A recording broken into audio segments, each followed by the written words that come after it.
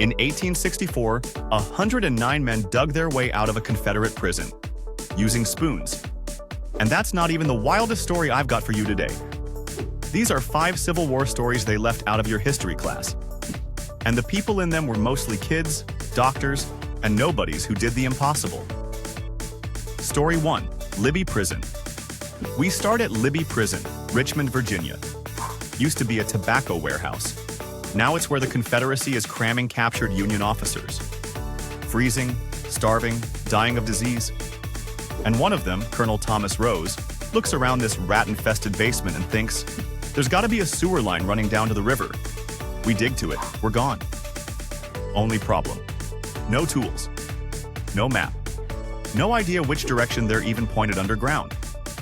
So they dig with spoons, knives, and one broken shovel. At night. Behind the kitchen fireplace, into a cellar so airless that Rose ties a rope around his own legs. So when he blacks out down there from no oxygen, the man behind him can drag his body back out by the feet. And they fail. 4 times. One tunnel floods. Another caves in. Guards figure it's just rats. 53 nights of this. 50 feet of frozen dirt, scraped out a ½ inch at a time. Then, February 9th, 1864, the tunnel finally clears the prison fence. And on a 30-degree night, in groups of 15, 109 men crawl out one by one for 5.5 hours and vanish into Richmond. 59 of them made it all the way home. Biggest prison break of the entire war. Story 2. Andrews Raiders. But escaping the war was one thing. Some men went looking for trouble. Which brings me to James Andrews, and the time a handful of volunteers stole an entire train.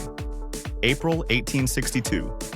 Andrews, a Union spy, recruits a couple dozen Ohio soldiers for a mission so crazy he barely even explains it.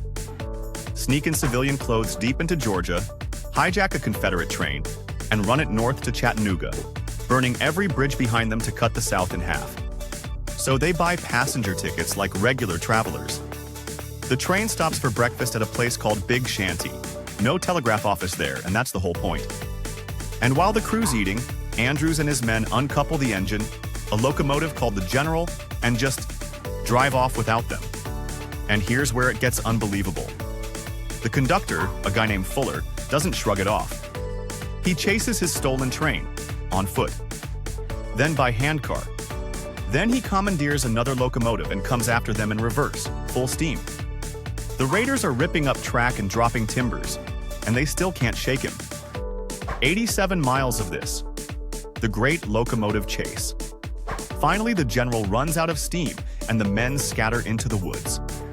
Every one of them gets caught. Andrews is hanged. So are 7 others. But the survivors? They became the first people in American history to ever receive the Medal of Honor. A private named Jacob Parrott got medal number 1. Story 3. Dr. Mary Edwards Walker. Now, quick gut check. When I say Medal of Honor, you probably picture a soldier. So let me tell you about Dr. Mary Edwards Walker, the only woman who has ever received it. Period. In more than 160 years. Walker was a trained surgeon at a time when that alone made her a unicorn. When the war broke out, the Army wouldn't commission her as an officer.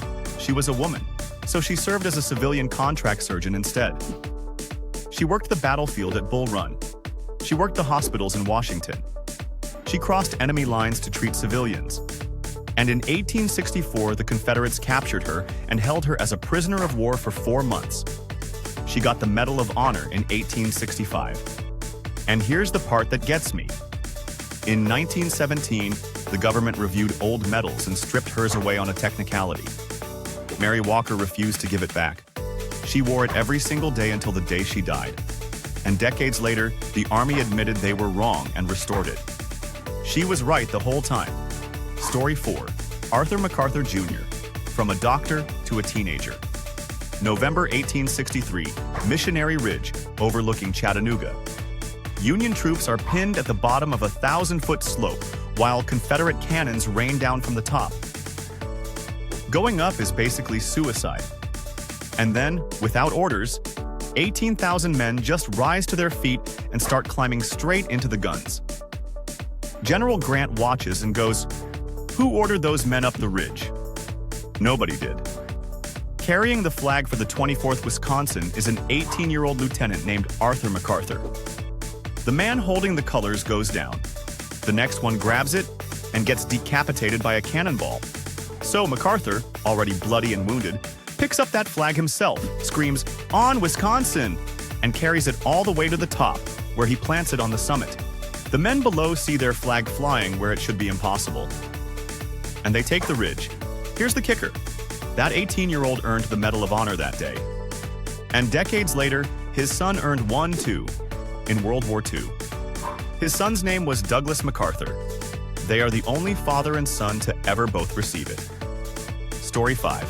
Frank Baldwin. Last one, Frank Baldwin. This guy got captured by the Confederates not once but twice during the war, and kept fighting anyway. At Peachtree Creek, Georgia in 1864, he was first to break the enemy line, captured 2 armed officers and their flag, and earned the Medal of Honor. Most men's story ends there. Baldwin's didn't. 10 years later, out west, he's leading 2 companies and finds out a camp is holding 2 little girls, a 5-year-old and a 7-year-old, taken after their family was killed. He's outnumbered.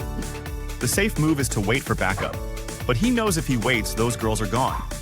So he attacks anyway, scatters the camp, and his scouts find the 2 girls hidden under a pile of buffalo hides, starving but alive. That earned him a 2nd Medal of Honor. Frank Baldwin became the first man in history to receive it twice. So that's 5. A tunnel, a stolen train, a banned doctor, a teenager with a flag, and a man who couldn't stop running toward the fire. None of them made it into your textbook,